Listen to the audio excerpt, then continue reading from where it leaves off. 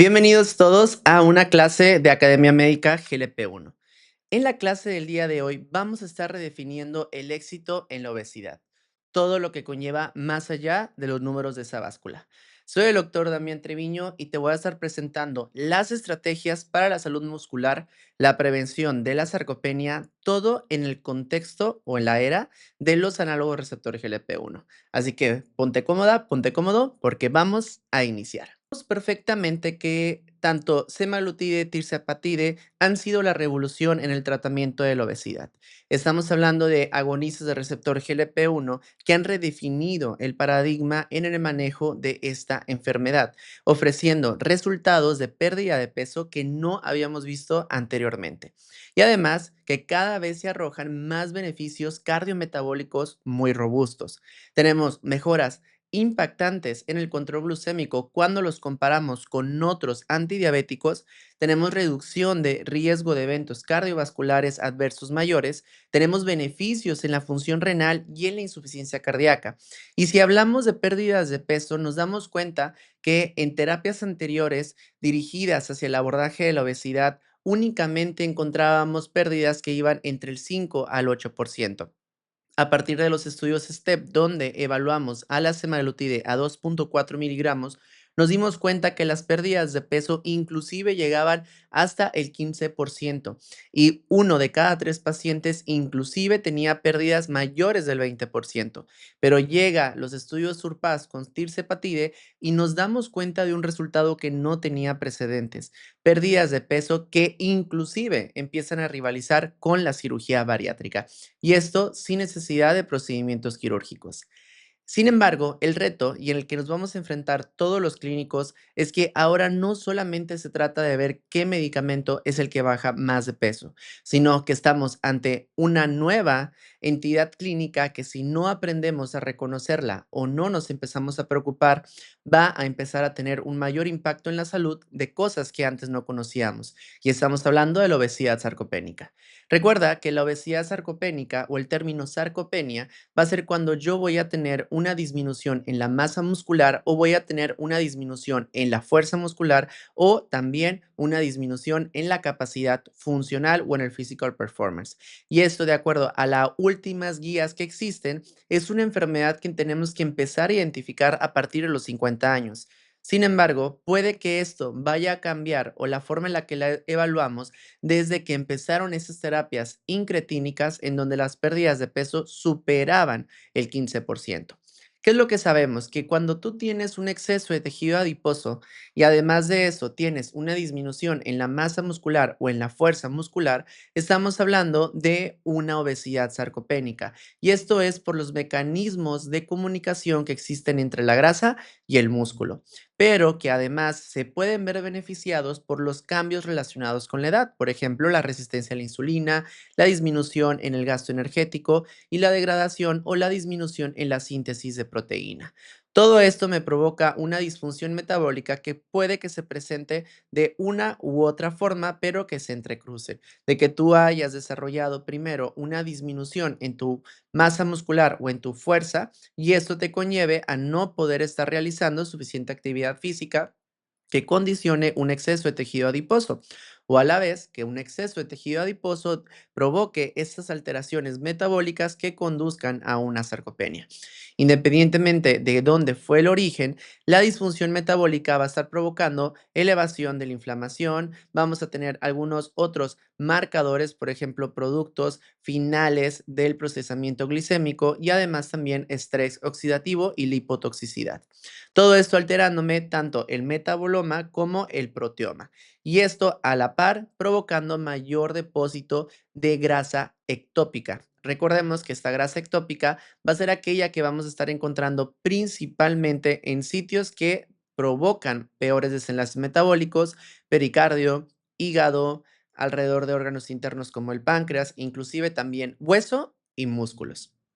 Otro detalle que tenemos que tener en cuenta es que hablar de obesidad sarcopénica no solamente se traduce en que el paciente tiene poca masa muscular o que tiene una gran cantidad de exceso de tejido adiposo, sino, como estamos viendo en este modelo, van a haber muchos mecanismos en donde algunos que van a estar figurando van a ser la resistencia a la insulina, la edad y además también procesos inflamatorios. Y si te das cuenta, aquí que tenemos, pues tú puedes iniciar desde este lado en donde el paciente tiene o una sobrealimentación o tenemos falta de ejercicio o algunos otros factores relacionados que me provoquen obesidad.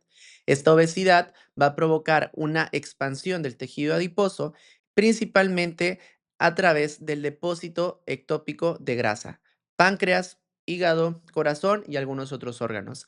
Este depósito ectópico de grasa va a estar provocando procesos inflamatorios en donde tenemos estimulación de las células de los mastocitos, las células T y activación de macrófagos. Si te das cuenta, esto se vuelve un problema importante debido a que vamos a tener liberación de factores proinflamatorios, como la leptina, la interleucina 6 y el factor de necrosis tumoral. Sí, la leptina puede ser un factor proinflamatorio dependiendo de los ojos que le estés viendo.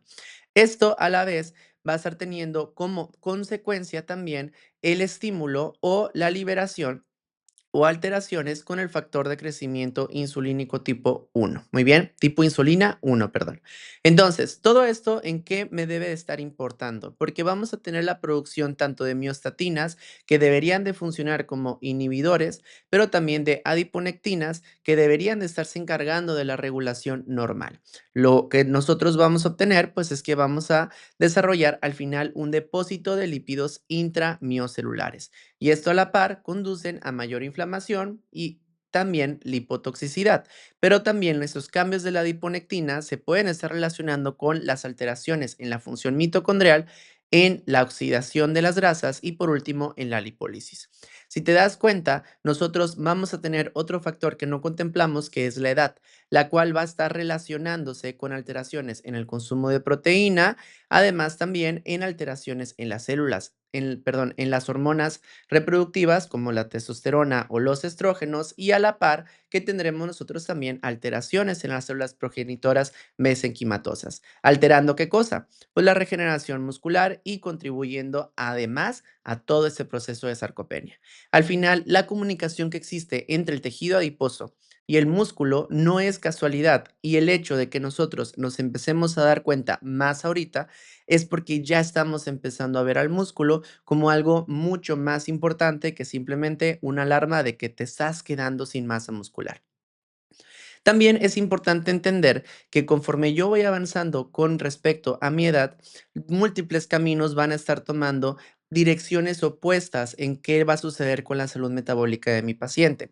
Cuando yo tengo un rango óptimo de pérdida de grasa y además también tenemos un rango óptimo de pérdida de músculo, que no estamos perdiendo mucho músculo, va a ser el mejor momento en donde el paciente va a tener su mayor cantidad de actividades.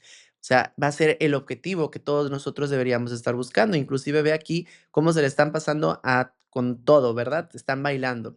¿Cuál es el problema? Que si nosotros no tenemos bien claro cuál es el rango de pérdida de grasa y músculo óptimo, nosotros podemos tener complicaciones relacionadas con la pérdida de peso. En este caso, una pérdida de peso que me induzca a sarcopenia. El paciente se va a encontrar débil, se va a encontrar con fragilidad y con todas esas características de la sarcopenia que hemos revisado en otras clases. Pero si yo no tengo una suficiente reducción de grasa, pues el paciente va a tener las complicaciones asociadas con la obesidad. Entonces, nos damos cuenta que no simplemente se trata de que el paciente baje kilos de peso, sino que empecemos a identificar qué kilos son los que está bajando realmente. Pero ahora hablemos del iceberg de la composición corporal. Cuando nosotros hablamos de pérdida de peso, es muy habitual que veamos esto. Pérdidas de peso que van desde el 15 hasta el 25%. En mi práctica clínica hemos alcanzado pérdidas inclusive mayores del 30% únicamente con análogo receptor GLP-1. Pero ¿qué es lo que no estamos viendo? ¿Cuánto de este peso que estamos perdiendo corresponde a masa grasa y cuánto de este peso corresponde a masa magra? Del 60 al 75% del peso perdido va a corresponder a grasa y del 25 al 40% va a corresponder a masa magra. Y aquí el reto clínico va a ser es que hasta un 40%, como estás viendo, puede ser músculo y es un componente importante que nosotros tenemos que contemplar, aunque no debes de olvidar que masa magra no es sinónimo de músculo. ¿Cuál es la implicación? Que esta pérdida, si no se gestiona de forma adecuada, puede traer complicaciones relacionadas con la salud y no lo podemos estar obviando. Al final, aumentamos el riesgo de sarcopenia, de fragilidad, de deterioro funcional y peores resultados metabólicos a largo plazo, especialmente en poblaciones que son vulnerables. Y esto obviamente ha generado preocupaciones muy legítimas, ya que la pérdida de masa muscular esquelética puede estar comprometiendo la salud. Ya lo hemos visto en las poblaciones geriátricas con la sarcopenia, pero lo vamos a empezar a notar en poblaciones más jóvenes. Eso es el desafío que nosotros no estamos viendo, que se encuentra debajo del agua, debajo del iceberg y que tenemos que empezar a voltear a verlo. Cuando hablamos de pérdida de masa muscular y de masa magra, existen comparaciones clínicas y los hallazgos son muy evidentes, que cuando nosotros hablamos de edad vamos a tener menos 0,5% de pérdida de masa magra en relación a lo que le ha sucedido a los pacientes en el periodo de tiempo. O sea, que hago referencia que si el estudio duró un año, ese es el aproximado que debería de perder una persona normal. Sin embargo, ¿qué es lo que sabemos? Que en el step uno la cantidad de masa magra que está teniendo de pérdida el paciente llegó hasta el 10,1% del peso perdido, no del peso total. Muy bien, no hay que confundir términos. Mientras que en el surmount fue de 7,9% de peso perdido que obtuvo el paciente. Entonces, aproximadamente, cuando nosotros hablamos de reducciones de masa magra con el tratamiento de semaglutide, hablamos de menos 10,1 versus 2,2 del placebo. Y en la tirzepatide, en los ensayos surmount, hablamos de menos 7,9 versus 1,8%. Pareciera que va más orientada una menor pérdida de peso, de masa muscular en el uso de tirzepatide que con el uso de semaglutide.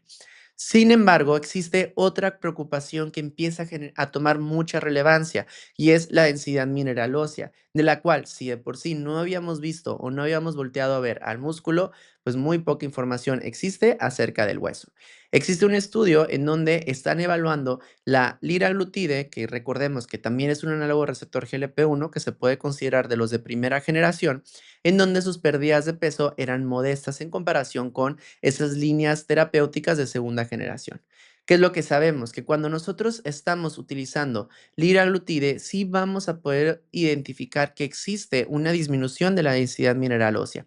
Pero esa disminución de la densidad mineral ósea realmente no varía mucho en relación con otros tipos de procedimientos, por ejemplo, la cirugía bariátrica. ¿Qué es lo que sí se sabe? Que si el paciente está haciendo ejercicio y además está tomando liraglutide, no va a existir una diferencia significativa versus el placebo, o sea, versus lo que normalmente llega a suceder. Y aquí están evaluando densidad mineral ósea tanto de la cadera como de la columna lumbar. Entonces, un mensaje que nos tenemos que llevar desde este momento es que el abordaje de pérdida de peso en el paciente que está utilizando receptor GLP-1 debe de cambiar si está haciendo ejercicio o no está haciendo ejercicio. Entonces, la pérdida de la masa magra en el contexto de los GLP-1 va a ser desproporcionada por el uso de sus medicamentos. La realidad es que no, es un concepto que ya se había abordado anteriormente. Como puedes estar viendo aquí en esta revisión, cuando nosotros evaluamos cuál es la pérdida de masa magra que tienen los pacientes con restricciones calóricas, hablamos del 20 al 27% de la masa libre de grasa. Muy bien. Y cuando hablamos de análogos del GLP-1, hablamos del 20 al 40%. Es superior, sí, pero él no quita el hecho que la restricción calórica por sí sola también va a estar produciendo una disminución de la masa libre de grasa. Y la cirugía bariátrica alcanzaba rangos que iba desde el 18 al 31%. Entonces, las proporciones no es que sean algo nuevo con los análogos receptor GLP-1, sino que más bien por la popularidad de estos medicamentos empezó todo a dirigirse hacia este punto o hacia buscar qué era esa pieza faltante. Entonces, la pérdida de la masa libre de grasa parece ser más bien una consecuencia de la magnitud de pérdida de peso más que un proceso o un efecto adverso farmacológico per se. Por lo que el desafío cuando hablamos de masa libre de grasa o de masa muscular no tiene que ir encaminado únicamente al GLP-1, sino a cualquier terapia que produzca una disminución alta de peso. ¿Ok? Mientras mayor sea la potencia de pérdida de peso, es más probable que vayamos a tener este tipo de consecuencias. También es importante distinguir bien los términos y eso lo platicábamos en clases anteriores. No es lo mismo hablar de masa muscular esquelética que de masa libre de grasa. Y esto puede que sea una brecha de conocimiento que nosotros estamos interpretando a partir de ensayos clínicos aleatorizados. Y es porque los ensayos clínicos aleatorizados, muy pocas poblaciones realmente se les hizo resonancia magnética. A lo mucho el 10% de los estudios se les realizó un DEXA scan. ¿Qué es lo que sabemos? Que la mayoría de los ensayos utilizaban DEXA y algunos otros inclusive utilizaban bioimpedancia. Por lo que el DEXA, no tengo que olvidar que mide masa libre de grasa, ¿ok? No me está midiendo objetivamente la masa muscular.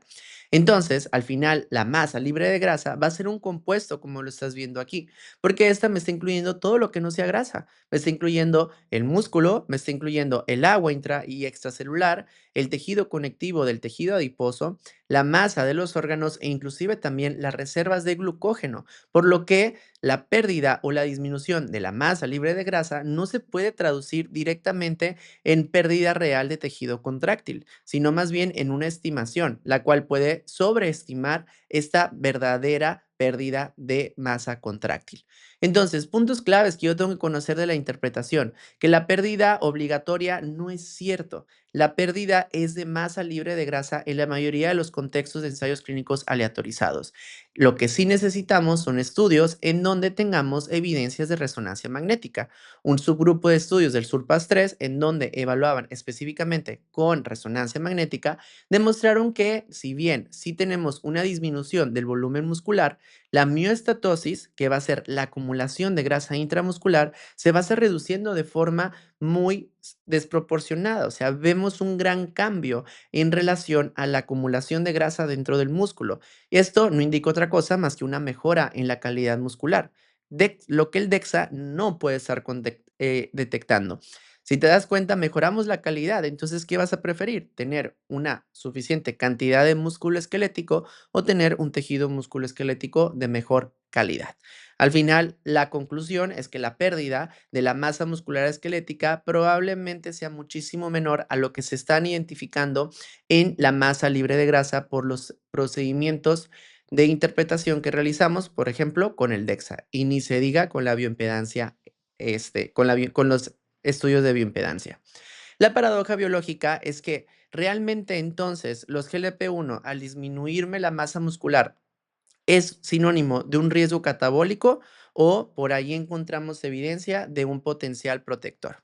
¿Cómo es posible que terapias que inducen una pérdida de masa magra tan significativa a nivel sistémico posea al mismo tiempo mecanismos pleiotrópicos que pueden proteger al músculo y al hueso a nivel celular? Es una muy buena pregunta que si nos hacemos en introspección cada uno de nosotros, podemos sacar mil y un conclusiones. Vamos a ver qué nos dice la evidencia. Como tal, la pérdida de masa magra, como ya les mencioné, se contradice porque no estamos evaluándola de forma oportuna.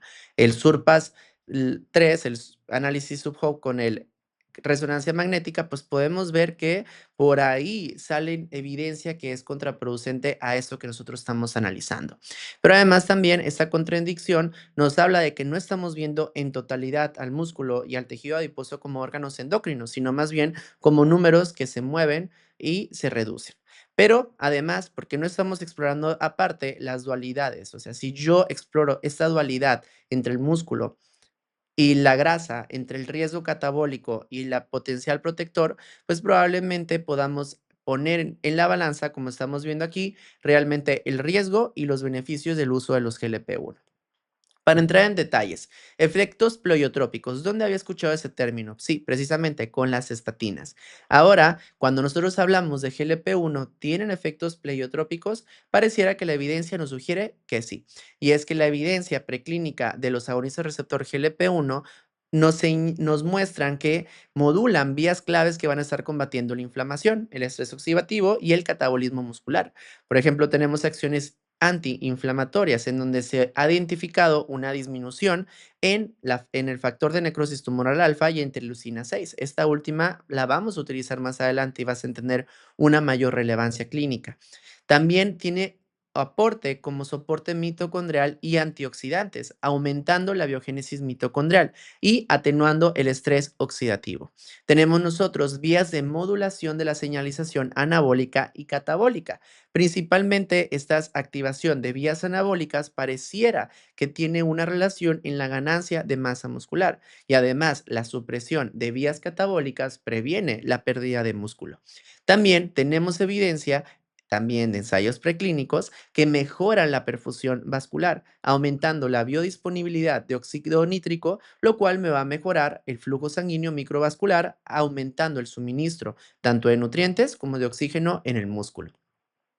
¿Qué más identificamos? Pues que las vías de señalización realmente parecieran que tienen un rol en la protección del músculo.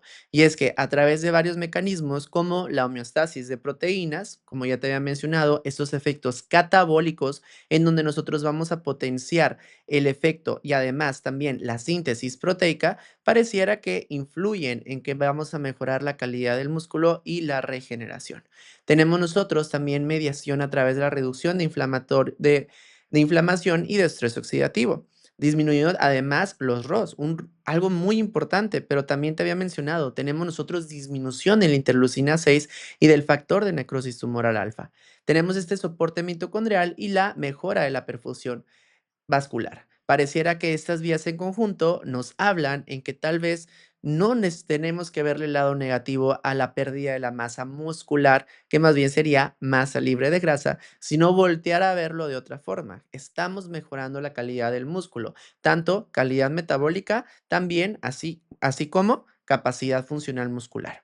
Y es muy interesante todo esto porque no solamente se queda en el músculo, también ya lo estamos identificando a nivel del hueso. Te decía al inicio que la obesidad sarcopénica tiene una correlación muy estrecha entre la grasa y el músculo, pero ahora aquí agregamos otro órgano que también tiene componentes endocrinos que muy poco se estudia y muy poco se habla, el hueso. Ya habíamos visto ese estudio en donde la liraglutide puede tener relación con la densidad mineral ósea, pero cuando agregamos el ejercicio, pareciera que ese efecto no es diferente a lo que vamos a observar con el placebo que se presenta en cualquier pérdida de peso. ¿Qué es lo que sabemos entonces? Que la disminución de la interleucina 6, te había dicho que esa la íbamos a ocupar más adelante, pues sabemos que el GLP-1 suprime esta producción y además esto me ayuda a disminuir la resorción ósea, favoreciendo el aumento de la masa ósea. Tenemos estimulación de mioquinas beneficiosas, lo cual va a estar activando algunas vías para estar mejorando la síntesis de colágeno. Señales desde el hueso hacia el músculo, como la estamos viendo aquí, en donde puede que tenga una relación entre osteoquinas y mioquinas y funciones en los órganos contrarios. Protección contra la atrofia muscular y regulación del remodelamiento óseo. El GLP-1 entonces no solamente reduce peso, sino que también va a estar modulando activamente la comunicación músculo-hueso. Y ahora el hueso lo agregamos también como parte del abordaje que tenemos que tener con nuestros pacientes, aparte de la pérdida de peso que están teniendo con el tejido adiposo. Esos efectos potencialmente protectores sobre la masa y la función musculoesquelética definitivamente van a cambiar la forma en la que estamos viendo esa reducción de kilos que estamos viendo en la báscula. Pero además, esta supresión de interleucina 6, te decía, es muy relevante esta interleucina, pues los efectos que vamos a tener nosotros con las mioquinas y las osteoquinas en relación con la supresión de interleucina 6 son cosas que pueden contrarrestar inclusive la pérdida ósea asociada a la pérdida de peso rápida, algo que no veíamos, por ejemplo, con la cirugía bariátrica. A través de modulación de remodelamiento óseo, como ya te había dicho, la reducción de la esclerostina y la promoción de la formación ósea. Y no nos debe sorprender que dentro del hueso existan receptores de GLP-1. Muy bien, entonces es muy interesante esta relación que existe entre el músculo y el hueso y que cuando hablamos de masa libre de grasa y que por ahí nos puede preocupar, entonces si no se pierde músculo, estamos perdiendo hueso, pues aquí ya tienen la respuesta. No necesariamente. Sin embargo, todo tiene que ser un panorama más allá del peso, ¿ok? No podemos tampoco quedarnos con lo que nos dicen los ensayos preclínicos. Tenemos que ver qué es lo que pasa en los ensayos clínicos aleatorizados. Y definitivamente esto será una brecha que en los próximos años va a empezar a tomar muchísima más importancia. Y aunque la masa magra si disminuye, sabemos que los subanálisis nos han demostrado que mejora la calidad de la masa muscular, pero también se preserva la proporción. Y esto muchas veces se nos olvida mencionar. Luego a las personas que se encargan de hacer amarillismo en las redes sociales, se les olvida mencionar. Y es que sí, tú antes del tratamiento puede que tengas 60% de masa muscular y 40% con un peso de 75 kilos. Muy bien. Bueno, de 100 kilos para no complicarnos la vida. Pero ¿qué sucede? Que cuando el paciente baja a 70 kilos, decimos que perdió 10 kilos de masa muscular o que perdió 5 kilos de masa muscular, pero perdió tal vez 20 kilos. De los 5 que perdió de la masa muscular, 20 kilos de grasa. Aumentamos la proporción, ¿ok? O sea, sí estás disminuyendo la masa magra absoluta, pero se está preservando la proporción de masa magra en relación con la cantidad de grasa corporal total. Entonces, es importante entender este concepto para poder explicárselo a nuestros pacientes y que no se asusten si están viendo en el DEXA o están viendo en el InBody que su cantidad de kilos de masa muscular está disminuyendo, porque no es precisamente lo que está sucediendo, ¿ok? Pero además también que el tratamiento, aunque va preferentemente hacia o con el objetivo de la masa grasa, también no debemos de olvidar que parte de la masa libre de grasa va a contener componentes dentro de su interior que pueden ser considerados como también parte grasa. Por ejemplo, lo que sucede en la mioesteatosis. Otro hallazgo clave que vamos a tener es la calidad muscular que ya te había mencionado. Antes del tratamiento, los pacientes generalmente tienen una alta infiltración grasa, término conocido como mioesteatosis, pero después del tratamiento, el músculo es más denso y de mayor calidad, que si bien puede que la cantidad total o absoluta sí sea menor, la calidad va a ser superior, ¿ok? Entonces, a pesar de la reducción del volumen muscular, la calidad del músculo está mejorando y eso principalmente al reducirse la infiltración grasa, lo cual va a ser un factor clave para la función metabólica y la fuerza. ¿Qué es lo que nosotros sabemos con ensayos clínicos de más peso? Estudio Semalean. Aquí nosotros evaluamos a la semaglutide de 2,4 miligramos en 106 pacientes y se utilizó durante 12 meses estudios de referencia como el DEXA. ¿Qué es lo que sabemos? Que sí, los hallazgos que ya hemos visto, los pacientes tienen una disminución del peso corporal. Pero fíjate cómo a los 12 meses, aquí por ejemplo ellos tuvieron una reducción de 12,7% del peso corporal y el 26% de los pacientes alcanzaron una pérdida mayor o igual al 15%. Sí, la pérdida, lo que ya hemos visto en los estudios STEPS. Pero ¿qué más nos dicen? Bueno, pues la cantidad de masa grasa sí disminuyó y a los 12 meses del tratamiento podemos identificar que tenemos, aparte de disminución de la masa grasa, también tenemos disminución de grasa ectópica, como lo que es la grasa visceral. Pero por el otro lado tenemos la masa magra, que si bien al inicio de las intervenciones, a los 7 meses, sí tenemos una disminución de kilos de la masa magra, como vemos a partir del séptimo mes se mantiene constante o se estabiliza esta pérdida de masa muscular.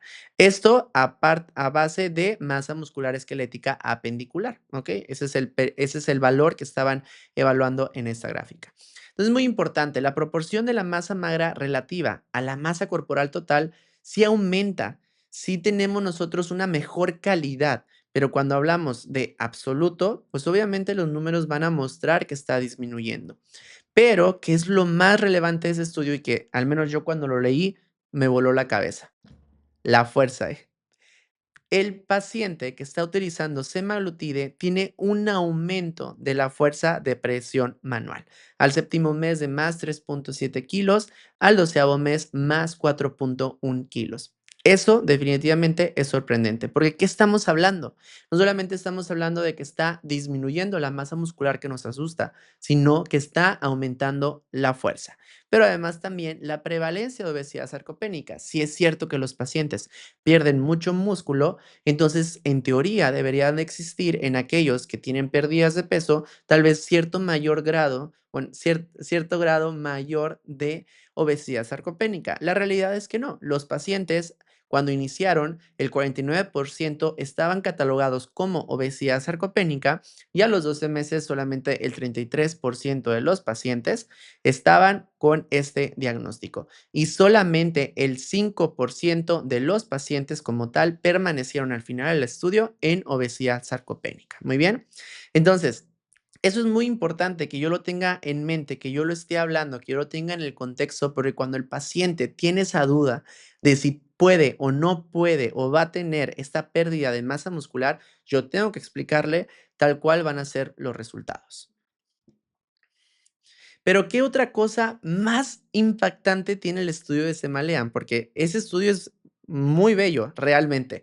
¿Qué es lo que más vemos? Pues lo que estás presentando aquí es el gasto energético en reposo. ¿Qué se identifica? Lo que hemos visto con todos los pacientes, y esto que no se te olvide porque lo tienes que aplicar en tu clínica. Y es que cuando nosotros utilizamos el tratamiento con análogo receptor GLP-1, intervenciones en el estilo de vida o cirugía bariátrica, el cuerpo se va a empezar a adaptar. Eso no lo podemos controlar, es parte de la fisiología normal de nuestro cuerpo. Y esas adaptaciones, como estás viendo aquí en el estudio Semalean, se identificaron en el séptimo mes. Esto también se relaciona mucho con qué, con la famosa meseta que discutiremos en otra clase. Pero lo que puedes ver es que a los 12 meses del tratamiento, la el gasto energético en reposo que estaban presentando los pacientes aumentó. Muy bien. Y esto es impactante, ¿por qué? Porque casi al final tenía en la misma cantidad de gasto energético en reposo que cuando nosotros habíamos iniciado el tratamiento. Esto puede ser una expectativa a que el paciente cuando pase un año de tratamiento va a tener la misma capacidad de gasto energético que tenía al inicio antes de haberlo sometido y que pareciera un punto importante hacia la superación de esas adaptaciones que está presentando. ¿Quiénes son las poblaciones de riesgo? Ahora ya vamos a entrar en una parte más clínica de esta clase. Yo tengo que identificar a los adultos mayores, a los pacientes con enfermedad renal crónica, a los pacientes con enfermedades hepáticas, a los pacientes con enfermedades inflamatorias intestinales y a las mujeres posmenopáusicas. Porque todos estos grupos de poblaciones, si yo no estoy teniendo un manejo proactivo, yo voy a exacerbar una vulnerabilidad preexistente de pérdida de masa muscular. La sarcopenia no solamente se va a relacionar con la obesidad. Si te das cuenta aquí, cuando yo no estoy evaluando bien a los pacientes que tienen sarcopenia y les voy a iniciar yo análogo receptor GLP-1, puede que yo no esté balanceando bien los riesgos y los beneficios.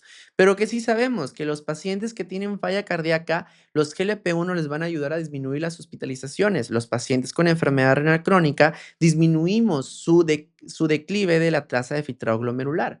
Los pacientes que tienen MASLD van a estar disminuyendo la acumulación de grasa en el hígado. Los pacientes que tuvieron un evento cardiovascular mayor previo van a estar reduciendo estos nuevos eventos. Los pacientes que tienen diabetes tipo 2 mejoramos el pronóstico y para las personas adultas generalmente van a ser una buena tolerabilidad. ¿Ok? Pero ¿cuál es el problema? Que yo tengo que aprender a balancear todo el enfoque de las poblaciones de alto riesgo y los potenciales beneficios que pueden obtener. No negarle el uso de análogo receptor GLP-1 por el miedo de que vaya a tener pérdida de masa muscular, sino más bien entender cómo es que se provoca esta pérdida de masa muscular, evaluarla de forma correcta y sobre todo implementar todas las estrategias que estaremos discutiendo más adelante. Entonces, el protocolo tiene que estar así. No podemos, tenemos que dejar de hacer eso, prescribir y olvidar. Le hago la receta, lo ven 4 meses. Eso no funciona con los análogos receptor GLP-1 y cada vez sale más evidencia que nos sugiere que esto no debería de quedarse así. El nuevo estándar tiene que ser proactivo, integral y se centra en la calidad de la pérdida de peso. El pilar uno es una nutrición inteligente. El pilar 2 hay que estar implementando entrenamiento de fuerza o de resistencia. Y el pilar 3 monitorización y soporte. No se te olvide. Entonces, la nutrición clínica para la preservación de la masa muscular, ¿cómo la tengo que ver? Pues el objetivo tiene que ser un objetivo proteico con una meta de 1.2 a 1.5 gramos de kilos y se tiene que estar recomendando que la distribución de la ingesta de proteína se haga de forma tenga uniformemente a lo largo del día. Esto para estar optimizando la síntesis de proteínas musculares. La calidad nutricional también juega un rol muy importante. Hay que priorizar los alimentos de alta densidad nutricional sobre la cantidad de restricciones calóricas, ¿ok? Y más en este contexto en donde la restricción calórica puede que ni siquiera sea algo que tú le exijas al paciente, sino que el mismo medicamento lo va a provocar. Pero además también tengo que buscar proteínas que tengan alto valor biológico. El manejo de los efectos adversos gastrointestinales también es muy importante y si el paciente no puede obtener la cantidad suficiente de proteína, no tenemos que tener miedo al uso de suplementación proteica, como por ejemplo batidos de proteína, porque va a haber algunos pacientes en donde por el efecto adverso de la pérdida del apetito, no vamos a poder estar tolerando de forma adecuada la ingesta de alimentos. Siempre va a ser importante esas estrategias nutricionales, esto te lo comparto para que tú se lo estés mandando a los pacientes, la estés compartiendo. ¿Por qué razón? Porque mi paciente tiene que saber esto siempre, que el pilar es una nutrición inteligente para preservar la masa muscular. Vamos a tener nosotros además suplementaciones que están evidenciadas, pero antes de que vayas y le des los 10 suplementos a tus pacientes, recuerda, esos únicamente tienen evidencia en pacientes arriba de 65 años con diagnóstico de obesidad sarcopénica que van a empezar a utilizar agonistas de receptor GLP-1. Lamentablemente, para poblaciones en general no existe evidencia. Si te das cuenta, aquí te ponen quienes eran los sujetos para que tú tengas una proyección del suplemento que le puedes estar dando. Pero si tú le quieres dar suplemento a una mujer de 30 años simplemente porque estás viendo esa tabla, lo estás interpretando mal, porque no hay evidencia en poblaciones menores de 50 años que realmente la suplementación en los pacientes que utilizan el receptor GLP-1 me vayan a dar estos desenlaces. Tenlo en cuenta antes de ir y prescribirle a los pacientes, pero si al menos alguno de tus pacientes entra en este grupo, probablemente se vaya a ver beneficiado por algún tipo de suplemento. ¿Qué tenemos además? Las recomendaciones en las poblaciones de alto riesgo. Y esto de igual forma no lo vamos a discutir uno por uno, pero lo puedes estar encontrando en el material de las diapositivas y vamos a tener distintas recomendaciones. Al final, como les he mencionado en otras ocasiones, zapatero a sus zapatos. Esas recomendaciones sería conveniente que tú se las platiques o las compartas con el nutriólogo con el que trabajas o estés refiriendo a los pacientes para que él lo tenga en cuenta, él o ella lo tengan en cuenta y puedan realizar implementaciones adicionales a la farmacoterapia. Recuerda que va a depender la población de riesgo, las recomendaciones adicionales que se tienen que hacer. Por ejemplo, un paciente que tiene cirrosis, pues nosotros sabemos que un consumo alto de proteínas no empeoran el riesgo de encefalopatía hepática, por lo que no lo debes de estar restringiendo. Inclusive aquí te recomiendan consumo de 35 kilocalorías kilo, ¿ok? Entonces, tenlo en cuenta. Simplemente, ¿para qué? Porque hay que estar evaluando bien y de forma integrada, no solamente el médico, no solamente el nutriólogo, sino todo un equipo en conjunto. El pilar número 2 va a ser el entrenamiento de resistencia y este estímulo tienes que dejárselo claro a los pacientes, no es negociable. Aquí yo tengo que estar combinando la proteína más el entrenamiento de resistencia. La proteína te va a aportar los ladrillos, mientras que el entrenamiento de resistencia va a ser el constructor. Recomendaciones de prescripción: hay que recomendar a los pacientes 2 a 3 veces por semana, trabajando todos los grupos principales y tenemos que estar incluyendo varios tipos de ejercicio, principalmente ejercicios compuestos. Un ejemplo de prescripción que puedes hacer, aquí te muestro uno: la frecuencia, la selección de ejercicios, la intensidad progresiva, el volumen y el descanso. Idealmente, esto debería de estar dentro de un protocolo de entrenador físico. ¿Cuál es el problema? Que no existen muchos entrenadores físicos que vean pacientes con obesidad y que estén utilizando receptores GLP-1. Entonces, es importante que el paciente, así como está teniendo un equipo de nutrición o un profesional de nutrición, también tenga un profesional de actividad física. Sin embargo, mientras nosotros canalizamos o encontramos como alguien de nuestro equipo, una buena recomendación sería un ejemplo así similar de prescripción de ejercicio.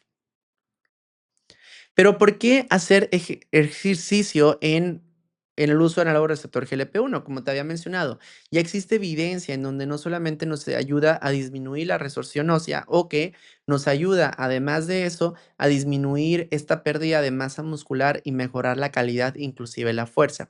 Y en este estudio publicado en la ADA, podemos ver que el entrenamiento de resistencia va a ser indispensable y lo tenemos que estar nosotros añadiendo porque va a ayudar a preservar la masa y mejorar la fuerza muscular.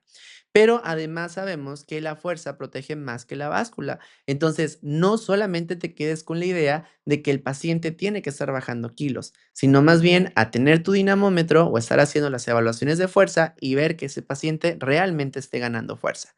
El ejercicio aeróbico es muy importante porque nos va a mejorar el VO2, nos va a mejorar la salud cardiovascular, pero por sí solo no va a prevenir la masa muscular, no lo puedes estar dejando a un lado. Al final, ¿qué va a ser mejor? La combinación. Si tú logras que tu paciente tenga ejercicio de resistencia o fuerza más ejercicio aeróbico, eso es lo que verdaderamente va a estar optimizando la composición corporal, la función física y la salud metabólica. Pilar número 3, monitorización y soporte, más allá de la báscula. Al final, yo tengo que estar evaluando de forma adecuada con el DEXA, con el InBody, si yo puedo realizar una resonancia magnética, que la verdad no lo creo, porque son demasiado costosas para evaluar esto, lo puedes realizar al final de cuentas, pero es importante que yo siempre esté haciendo una evaluación a la composición corporal. Cada mes necesito hacer un InBody, la realidad es que no, ni siquiera el DEXA. El DEXA lo puedes dejar para la primera consulta y el InBody lo puedes estar haciendo cada 3 a 6 meses por la accesibilidad. Muy bien. La evaluación de la función, pruebas simples, como por ejemplo el sit to stand, estar evaluando cuántas veces lo podemos hacer y siempre enfatizar en los roles del equipo multidisciplinario, nutricionistas o dietistas registrados, fisioterapeutas o especialistas en el ejercicio. Al final, si todos trabajamos juntos, va a ser muchísimo mejor.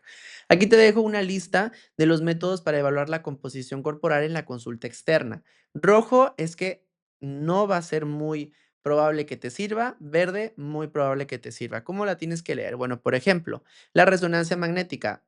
¿Está disponible para todos? No, no está disponible. ¿Es precisa? Sí, es la más precisa que vas a tener, ¿ok? ¿Te ayuda para hacer el diagnóstico? Sí, más o menos. O sea, obviamente sí va a tener un muy buen punto para hacer el diagnóstico, pero no está disponible. ¿Lo puedes estar utilizando para evaluar de forma longitudinal los resultados? Sí. ¿El costo? Carísima, carísima, no te va a convenir estarla realizando. Simplemente para que la tengas en cuenta, ve cómo la antropometría está disponible para todos. Solamente recuerda el problema de la antropometría que te había mencionado, que si no tienes las capacitaciones correctas, pues probablemente las mediciones las hagas mal, ¿ok? Y no es una capacitación de un cursito en línea, es una capacitación ya sea del ISACS o de alguna otra que exista. Muy bien. Ten cuidado con eso, porque las capacitaciones en antropometría tienen que ser sí o sí presenciales, porque si no, ¿cómo te van a estar explicando? Al final hay que estar haciendo un modelo de cuidado integrado para una pérdida de peso de calidad. Muy bien, al final no solamente se trata de hacer la receta, tenemos que estar contemplando la monitorización y el soporte, la terapia con los agonistas del receptor GLP-1, tener una nutrición inteligente y el entrenamiento de resistencia, porque todo esto es lo que nos va a estar dando los verdaderos resultados. Un algoritmo con el que te puedes quedar es que todo paciente que va a iniciar análogo receptor GLP-1 tenemos que evaluar su riesgo de sarcopenia. Tiene más de 65 años, tenemos alguna otra enfermedad asociada, tenemos una mujer posmenopáusica. Entonces, hay que tratar de identificar bien a estos pacientes, a todos hay que implementar estrategias de nutrición y ejercicio, pero estar monitorizando de forma estrecha y consideraciones adicionales en aquellos pacientes que sean de alto riesgo. La visión a largo plazo, ¿qué sucede con la descontinuación? El riesgo de la recuperación de peso va a existir y sabemos que si yo pierdo los efectos que estoy teniendo con el análogo receptor GLP-1 y bajé músculo y además bajé grasa, cuando suspendo el tratamiento voy a recuperar peso. ¿Cuál es el problema aquí? Que el peso que yo estoy recuperando no es el mismo que perdí. Probablemente recupere mayor cantidad de grasa y esto va a provocar que el paciente entre en obesidad sarcopénica. Si este ciclo lo estamos teniendo 3, 4 o 5 veces, que es lo que a veces tienen los pacientes de intentos de pérdida de peso efectivas, previas, antes de que tú los veas, pues definitivamente pone en una situación muy diferente al paciente. Y pacientes que tal vez ni por aquí te pasen la idea de que tienen obesidad sarcopénica, tal vez ya la están presentando. Al final, nosotros vamos a tener que tener una visión diferente a largo plazo. No solamente tenemos que hablar ahorita de pérdida de peso, tenemos que ver qué es el peso que estamos perdiendo y próximamente lo que vamos a hablar, cuánto músculo se está ganando, porque la pérdida de peso arriba del 20% prácticamente ya todo el mundo la va a conseguir. ¿Qué es lo que vamos a tener nosotros de punto que va a diferenciar los tratamientos? ¿Qué tanto músculo vas a ganar? Y es por eso que medicamentos como los inhibidores de la miostatina y activina, que en este caso es el bimagrumab, que próximamente sabremos más acerca de estos fármacos porque siguen en estos ensayos de investigación, pues van a jugar un rol crucial. Porque si yo los combino con análogo del receptor GLP-1, estaremos ante una nueva era de tratamiento, pero dirigido a mejorar no solamente los kilos perdidos, sino ahora sí, mejorar la salud metabólica por completo. Con eso terminamos la clase de redefiniendo el éxito en la obesidad más allá de la báscula y las estrategias para la salud muscular y la prevención de la sarcopenia en la era de los anagonistas de receptor GLP-1. Espero te haya gustado. Recuerda dudas o preguntas ahí en la sección de los comentarios y próximamente nos estaremos viendo en otra clase. Que tengas un excelente día. Nos vemos.